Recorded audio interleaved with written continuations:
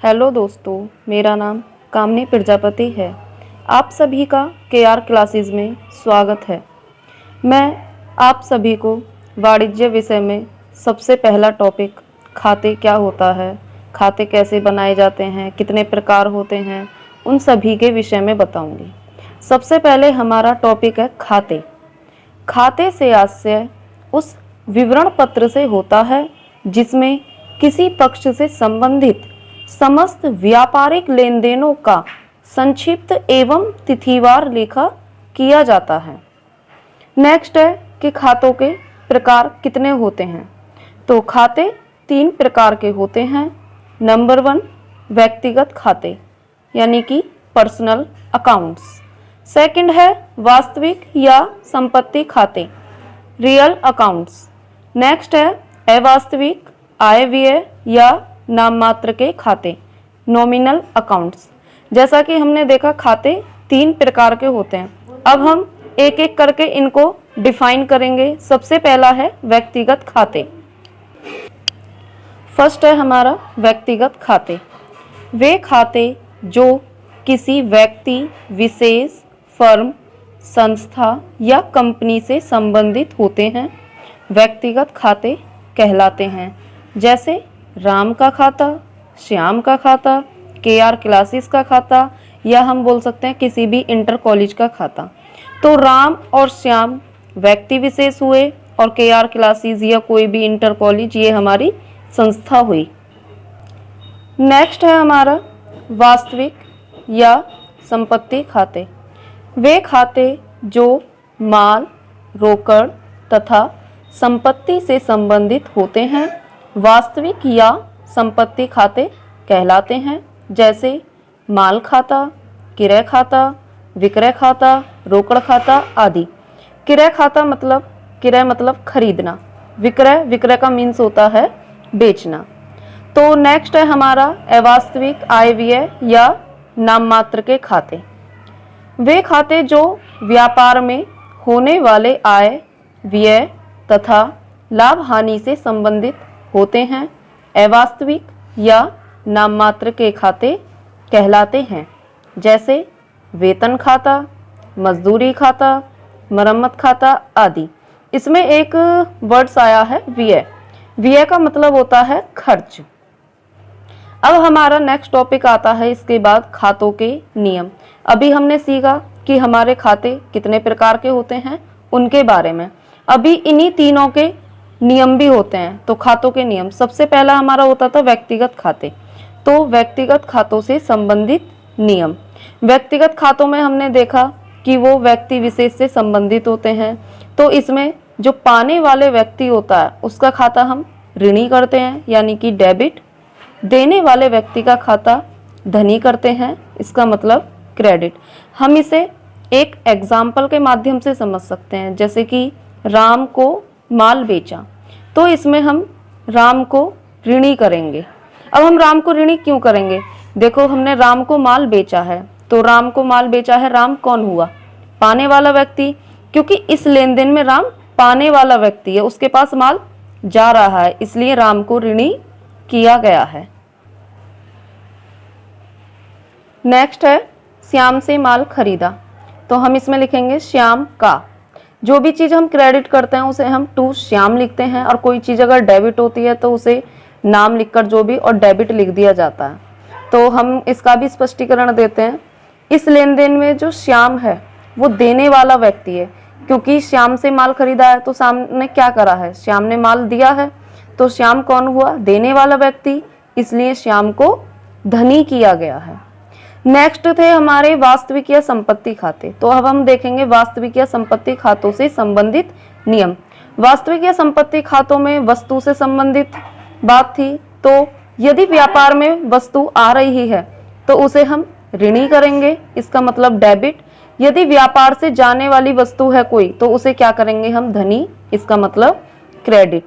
इसे हम एक उदाहरण के माध्यम से समझेंगे। जैसे कि नकद माल खरीदा। नकद माल खरीदेंगे तो माल क्या हो रहा है? आ रहा है। तो आने वाली वस्तु को हम डेबिट कर देंगे और खरीदने को हम बोलते हैं परचेज। तो परचेज अकाउंट डेबिट। और जा क्या रहा है, कैश। यदि हम कोई वस्तु खरीदते हैं तो उसके बदले में हम क्या देकर आते हैं, रोकड़ देकर आते हैं, रुपये, तो उसे हम लिखेंगे टू कैश अकाउंट। यदि हम हिंदी में बनाते हैं तो लिखेंगे रोकड़ खाते का। इसे भी हम एक स्पष्टीकरण के माध्यम से समझा सकते हैं कि इस लेन देन में माल खरीदने पर माल व्यापार में आया है, इसलिए क्रय खाता ऋणी किया गया है, तथा रोकड़ व्यापार से जा रही है, इसलिए रोकड़ खाते को धनी किया गया है। नेक्स्ट है हमारा अवास्तविक या नाममात्र के खातों से संबंधित नियम। अवास्तविक या नाममात्र में हमने देखा था उसमें आय, व्यय और लाभ हानि से संबंधित लेखे किए जाते हैं। तो जो व्यय होते हैं, खर्च और हानि होती है, उसे हम ऋणी करते हैं, मतलब डेबिट। और जो हमारे आय और लाभ होते हैं, इसका मतलब इनकम एंड प्रॉफिट, तो उसे हम धनी करेंगे, क्रेडिट। इसे हम एक एग्जाम्पल के माध्यम से समझ सकते हैं। मजदूरी दी। मजदूरी हमारा क्या है, खर्च। यदि व्यापार में हम कोई मजदूरी कराते हैं किसी से तो वो हमें देनी पड़ेगी, तो मजदूरी हमारा खर्च होता है, उसे हम क्या करेंगे, डेबिट, यानी कि मजदूरी खाता ऋणी। इंग्लिश में लिखेंगे तो वेजिस अकाउंट डेबिट। अब मजदूरी दी है तो मजदूरी के रूप में जा क्या रहा है, कैश जाएगा, जाने वाली वस्तु क्रेडिट करेंगे, यानी कि रोकड़ खाते का टू कैश अकाउंट। स्पष्टीकरण में देख सकते हैं कि इस लेन देन में मजदूरी व्यापार के लिए व्यय है, इसलिए मजदूरी खाता ऋणी किया गया है, डेबिट, तथा रोकड़ व्यापार से बाहर जा रही है, इसलिए रोकड़ खाते को धनी यानी कि क्रेडिट किया गया है। इसका मैं एक एग्जाम्पल और लेती हूं, ब्याज मिला। ब्याज मिला। अब ब्याज के रूप में हमारे पास क्या आएगा, कैश आएगा, तो आने वाली वस्तु को हम डेबिट करेंगे, कैश अकाउंट डेबिट। और जो ब्याज है वो व्यापार के लिए क्या है, इनकम। कोई भी अगर व्यापार में इनकम होती है तो उसे हम क्रेडिट में लिखते हैं, टू इंटरेस्ट अकाउंट। जैसा कि मैंने ऊपर बताया था, यदि कोई व्यय हो तो उसे हम डेबिट करेंगे, और यदि कोई आय हो तो उसे हम क्रेडिट करेंगे। अब मजदूरी जो थी वो हमारी व्यय थी, यानी कि खर्च, तो उसे हमने क्या करा था, डेबिट किया था।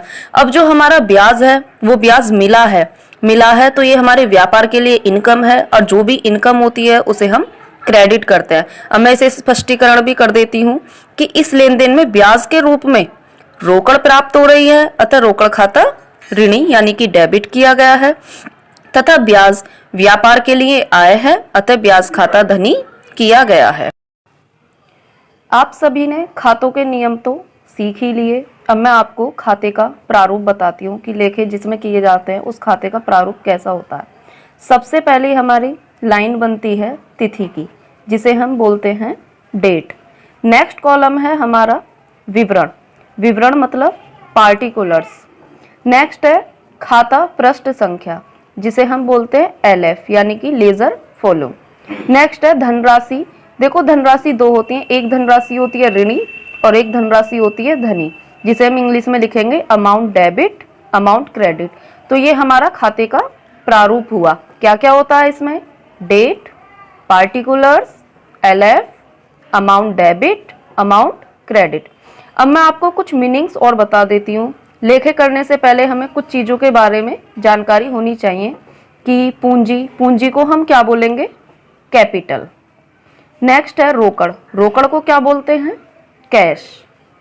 वेतन, वेतन को क्या बोलेंगे, सैलरी। किराया, किराए को क्या बोलेंगे हम, रेंट। नेक्स्ट है मजदूरी। मजदूरी को क्या बोलते हैं, वेजिस। Next commission. कमीशन को कमीशन ही बोलते हैं। माल, माल को बोला जाता है गुड्स। नेक्स्ट है क्रय।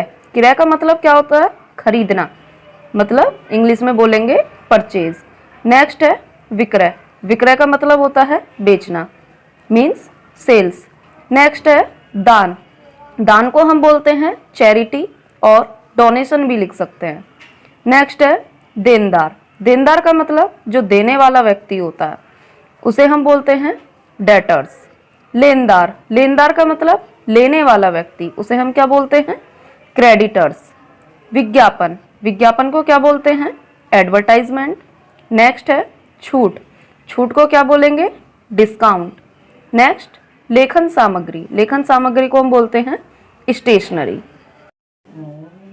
तो ये मैंने आपको कुछ मीनिंग्स बताई अब आज हमने क्या पढ़ा था? सबसे पहले हमने खाते से आशय सीखा था, उसके बाद उसके प्रकार देखे थे, उन प्रकार को डिफाइन किया गया था और उसके बाद हमने आपको बताया कि खाते का प्रारूप क्या होता है और कुछ मीनिंग्स। ये हमारा पार्ट 1 है। नेक्स्ट पार्ट में मैं आपको जर्नल लेखे सिखाऊंगी। वो जर्नल लेखे इस प्रारूप और इन मीनिंग्स के आधार पर बताए जाएंगे, तो इन्हें आप अच्छे से पढ़ लें।